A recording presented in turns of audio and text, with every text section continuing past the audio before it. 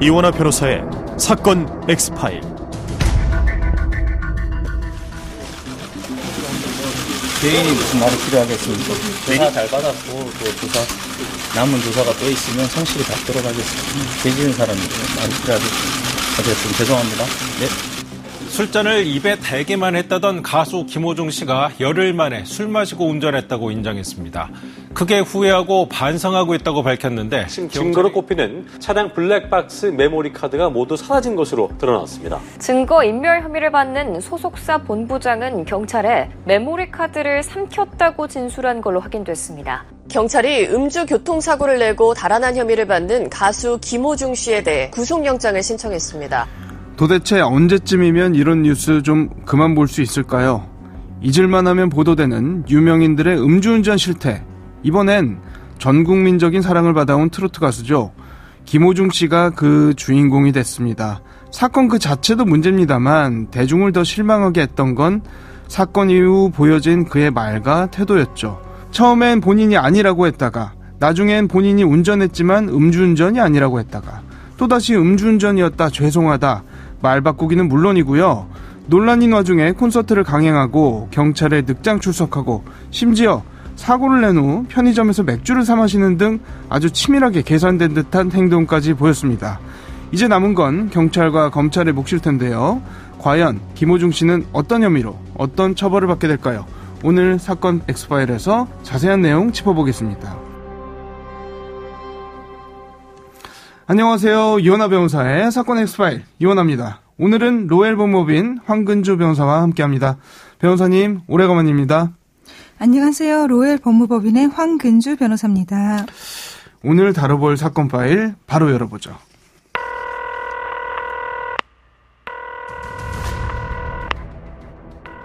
사건은 보이는 것보다 가까이 있다. 이원하 변호사의 사건 X파일. 37번째 파일. 김호중의 거짓말. 변호사님, 요즘 가장 뜨거운 사건 아닐까 싶거든요. 김호중 씨, 정말 많은 분들에게 사랑받는 가수였기 때문에 그만큼 실망감도 크다 이런 이야기 많이 나오는데 일단 사건이 보도된 처음에는 음주운전 이야기는 없었고 차를 들이받고 그냥 내뺀 듯한 영상이 공개되면서 운전자가 김호중 씨다 아니다 이 정도의 논란이었잖아요.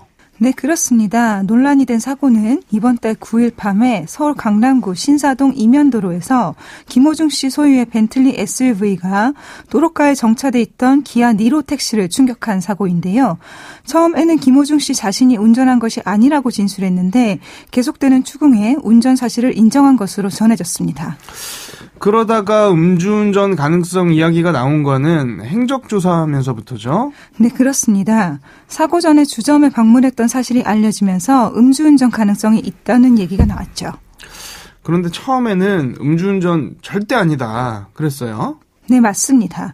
사고 발생 이후에 있었던 일들을 정리를 해보면 김호중 씨는 사고가 발생하자 즉시 사고 지점에서 벗어나 다른 골목에 차를 세우고 매니저와 통화를 했고 이후 매니저가 본인이 운전했다며 경찰서로 김호중 씨의 옷을 입고 찾아가 거짓으로 자수를 한 것으로 보입니다.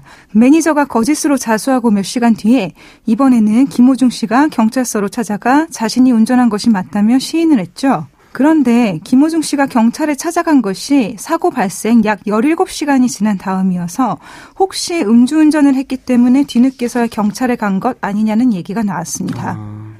김호중 씨가 경찰서에 갔을 때에는 절대 음주운전이 아니라고 주장을 했다가 후에 결국 음주 사실을 인정했는데 다만 이것도 처음부터 술을 마시고 운전했다고 명확하게 인정을 한 것이 아니라 처음에는 술잔에 입만 댔지 술을 마시지는 않았다. 라고 진술을 했다가 나중에서야 음주운전 사실을 인정했습니다. 인정한 시점도 논란인데요. 5월 18일과 19일에 예정되어 있었던 창원 콘서트를 모두 예정대로 개최한 다음에야 음주운전 사실을 인정했습니다. 이 부분을 두고 굉장히 많은 해석들이 나왔습니다. 도대체 왜 극구 부인하다가 돌연 음주운전을 인정했는가? 변호사님 보시기에는 왜 그랬다고 보세요? 어떤 이유가 가장 컸을까요? 제 생각엔 음주운전 사실을 부인하게 되면 사고 당일에 김호중 씨 본인의 행적이나 주위 사람들한테까지 수사가 계속 확대될 것을 가장 우려했던 것이 아닐까 싶습니다. 이미 음주운전 사실을 부인하자마자 경찰이 김호중 씨의 행적이나 동석한 사람들에 대한 조사를 시작했잖아요. 처음에는 음주운전 사실을 부인하기만 하면 그대로 수긍하고 단순 교통사고로 처리할 수 있을 것이라고 생각을 했던 것 같지만 이후에 수사가 확대되는 것을 보고 더 이상 감출 수 없겠다고 생각한 것이 아닐까 합니다. 심지어 콘서트를 강행했어요, 처음에는. 네, 맞습니다. 심지어 콘서트 티켓을 취소하려면 취소 수수료를 예매한 사람이 부담해야 한다는 내용이 알려지면서 논란이 가중됐습니다. 유흥주점에 동석했다는 지인들의 진술이라든지 객관적 증거들도 제법 많잖아요? 김호중 씨가 처음에 음주 사실은 물론 운전 사실조차 부인했기 때문에 경찰이 철저하게 김호중 씨의 당일 행적을 추적할 수밖에 없었는데요. 김호중 씨가 주점 앞에서 휘청거리다가 조수석에 승차하고 귀가한 다음에 이 사건 사고차로 바꿔 타고 이번에는 직접 운전을 해서 다른 곳으로 가던 중에 이 사고를 낸 것이 확인이 되었고, 그렇다면 술자리에 동석한 사람들의 진술이라든지 당시 술자리 매출 전표라든지 여러 가지 증거가 남아있을 수밖에 없거든요. 게다가 5월 17일에는 국과수로부터 김호중 씨가 이 사건 사고 당시 음주 상태였던 것으로 판단된다는 감정 결과도 회신됐습니다. 사고 발생 후 약 20시간이 경과한 다음에야 김호중 씨의 소변 샘플을 채취할 수 있었는데 그 소변에서 통상보다 매우 높은 알코올 대사체가 검출된 것입니다. 그런데 그럼에도 불구하고 음주운전 혐의 적용하는 거 이거 어려울 수도 있다면서요. 네, 현재로서는 그렇습니다. 본인이 스스로 다 술 마셨다 인정했는데도 음주운전 혐의 적용이 어려울 수 있다는 게 이해하기 힘들다는 분들이 많으실 것 같거든요. 이건 도대체 왜 그런 겁니까? 이 부분도 여러 가지 이유가 있습니다. 우선 첫째로는 음주운전 현장에서 음주 측정이 이루어지지 않았기 때문에 사고 당시에 정확한 음주 수치를 확인할 수 없다는 것. 그리고 김호중 씨는 사고 이후 매니저가 거짓 자수를 하러 갔을 때 김호중 씨 본인은 맥주를 사서 또 마셨다고 합니다. 이러니 사고 당시에 음주 수치를 수정해내는 것이 더 어려워질 수밖에 없습니다. 운전 당시에 혈중 알코올 농도가 얼마였는지를 추정하기가 어렵게 만든다는 거 아주 지능적인 방법 같은데요. 그래도 아예 방법이 없는 건 아니죠. 위드마크 공식을 통해서 입증할 수 있다든가 이런 이야기가 나오던데 위드마크 공식이라는 게 뭡니까? 우리 몸에 알코올이 들어오면 분해돼서 혈액으로 흡수가 되잖아요. 근데 혈액으로 흡수되는 속도가 사람의 성별이나 체중에 따라서 일정한 계수를 보이면서 그래프를 그리게 됩니다. 그래서 마신 술의 종류와 양, 체중, 성별, 술을 마시고 경과한 시간 이런 것들을 종합해서 계산을 해보면 일정 시점에 혈중 알코올 농도를 산출할 수 있게 되는데 그 산출 공식을 위드마크 공식이라고 합니다. 아까도 말씀드렸지만 정말 치밀하다 싶었던 부분이 사고가 난 다음에 편의점에서 맥주를 사서 마신 부분인데요. 그냥 넘길 만한 부분이 아니죠. 그렇죠. 사실 이렇게 급박한 상황에서 편의점에서 맥주를 또 사서 마신다는 게 쉽게 이해가 가능한 행동인지는 사실 잘 모르겠습니다. 일단 교통사고가 발생했으면 경찰이나 보험사에 전화하고 피해 정도를 파악하는 것과 같이 사고 수습이 먼저 아니겠습니까? 그런데도 김호중 씨가 이런 행동을 했다는 것은 상식적으로 이해가 가지 않고요. 경찰에서도 김호중 씨가 왜 사고 이후에 맥주를 마셨는지 철저하게 조사할 것이라고 생각합니다. 그리고 이것이 김호중 씨 스스로의 생각인지 아니면 매니저나 소속사 관계자 등이 김호중 씨에게 알려준 방법인지도 모르겠습니다. 그런데 이게 참 법의 공백이나 사각지대라고 해야 할까요? 괘씸하다, 의심된다 하더라도 손쓸도리가 없는 건 아닙니까?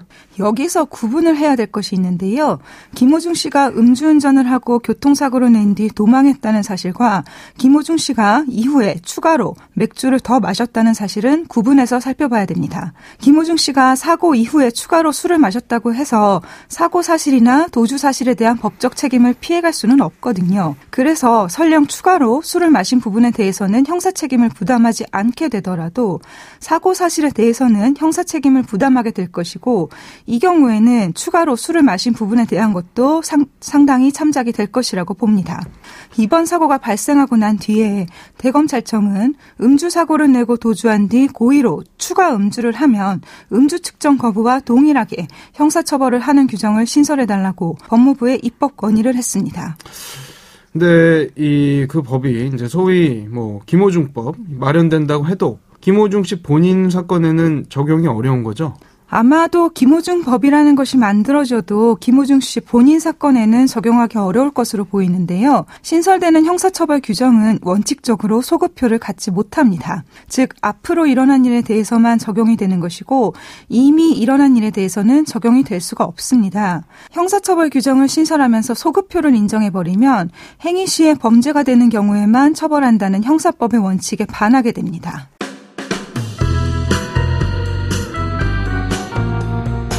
변호사의 눈으로 범죄의 재구성. 이원화 변호사의 사건 X파일.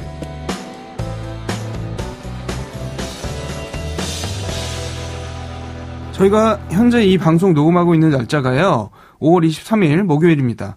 그래서 방송이 나갈 시점에는 지금 하는 이야기보다 좀 더 진전된 이야기가 있을 수 있다는 점 청취자분들의 양해 부탁드리고요. 계속해서 이야기를 나눠보면 경찰이 구속영장 신청했습니다. 네, 영장을 경찰이 신청한다는 거 검찰이 아니라 이거는 어떻게 봐야 되나요? 네, 아직 사건이 경찰 수사 단계에 있기 때문에 경찰이 구속영장을 신청을 했고 검찰에서 신청을 받아들여 법원에 청구한 것으로 보입니다. 경찰은 김호중 씨를 비롯해서 김호중 씨의 소속사 대표 및 직원 등 총 3명에 대한 구속영장을 신청했습니다. 김호중 씨는 도주치상죄, 위험운전치상죄 혐의가 적용된 것으로 보이고요. 소속사 대표는 범인도피교사, 직원은 증거인멸 혐의가 적용된 것으로 보입니다. 시점을 보면 경찰 조사 마치고 난 다음 날 영장 신청을 한 건데 어떤 이유 때문이었을까요? 일단 지금까지 김호중 씨의 해명이 납득이 가는지 여부하고는 별개로 사건에 관해서 김호중 씨의 진술을 들어보는 차원에서 조사를 실시했던 것으로 보이고요. 아무래도 사안의 중대성 그리고 여러 사람이 관련되어 있다는 점이 가장 크게 작용한 것이 아닌가 싶습니다. 음주운전으로 인사사고를 내고 도주하는 것 자체로도 상당히 중한 범죄인데요. 게다가 중간에 매니저의 허위 자백이나 블랙박스 메모리 인멸 이런 일들도 발생을 했잖아요. 아마도 경찰은 김호중 씨와 그 소속사 대표, 직원 등이 공모해서 사건을 조작하려고 했다고 판단한 것 같습니다. 경찰 조사받으러 출석했을 때도 지하주차장 통해서 출입했고요. 조사가 다 끝난 이후에도 6시간인가 있다가 나왔다는 거 아닙니까? 언론과의 접촉을 최대한 피하고 싶었던 것 같은데 사실 비공개가 원칙이긴 하죠? 네, 그렇죠. 얼마 전에 모 배우의 비극적인 일도 있었으니까 아마 경찰에서도 이번에는 노출을 최소화하기 위해서 노력하지 않았을까 싶습니다. 사건 초기로 다시 돌아가 보면 처음에는 매니저가 운전을 했다고 했고 옷도 갈아입었다는 게 밝혀졌고 소속사 대표는 내가 시킨 일이다. 김호중 씨는 아무 관련이 없다. 많은 이야기들이 나왔는데 증거인멸, 범인도피 여기에 김호중 씨도 관여된 거 아니냐 이런 의혹들도 많이 나왔거든요. 어떻게 보십니까? 과연 허위 자백한 매니저가 김호중 씨와 아무런 관여 없이 허위 자백을 강행한 것인지 김호중 씨의 만류에도 불구하고 허위 자백을 한 것인지 의문입니다. 형법 해석상 범인이 자기 스스로 도피한 경우에는 형사처벌의 대상이 되지 않습니다. 다만 타인으로 하여금 자기를 도피하게 해달라고 허위 자백을 종용하거나 타인으로 하여금 자기의 범죄 행위와 관련된 증거를 없애달라고 종용한 경우에는요. 범인 자신이라고 하더라도 범인 도피 교사죄나 증거인멸 교사죄가 성립할 수 있습니다. 우리 형법은 자백하지 않을 권리를 인정하기 때문에 범인이 스스로 도피하거나 스스로 증거를 인멸하는 행위는 처벌 대상이 아니지만 그걸 다른 사람에게 시키는 행위까지 용납하는 것은 아닙니다. 이런 사건에서 정말 중요한 핵심 키로 활용될 수 있는 증거, 블랙박스 말입니다. 이거 소속사 본부장이 내가 삼켰다. 이렇게 진술했다면서요? 네, 그렇습니다. 만약 이게 사실이라면 정말 놀라운 증거인멸 방법이 아닐 수가 없습니다. 그런데 차량에요. 이 사고를 냈던 차량 한 대만 있는 게 아니라 총 3대가 등장하지 않았습니까? 세 차량 모두 메모리 카드가 없는 건가요? 김호중 씨가 사고 당일 탑승한 차량은 총 3대로 알려져 있어요. 사고 전에 술집에서 나와서 대리운전 기사를 불러서 타고 간 차, 사고를 낸 차, 그리고 사고 이후에 타고 간 차. 총 3대입니다.